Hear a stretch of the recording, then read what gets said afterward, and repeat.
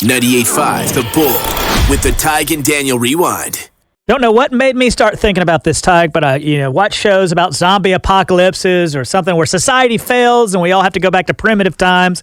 What service could you do in the case of a complete and total collapse of society? What good or trade could you do if you couldn't be on the radio anymore and I had to offer something to the community of other survivors? Yeah. And we're trying to build from the ground up. Right.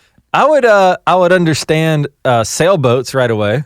You know how to sail. You grew up in Alabama on the Gulf Coast. Your dad taught you how to sail. Yeah, so I could bring goods up and down a river.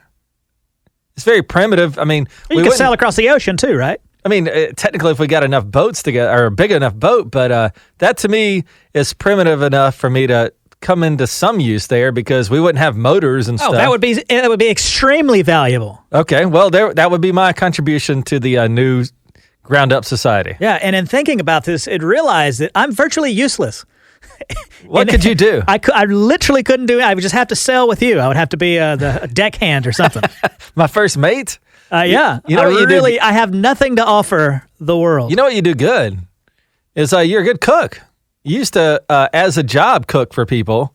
And so if somebody, like a real man went out there and got the leopard or whatever we got to eat, you would be able to cook it. I might could cook the dogs and cats in the complete and total loss of society. But I used to cook. What he's referring to is I used to cook for a poker game that took place in Alabama out in a trailer in the middle of nowhere. Mm-hmm.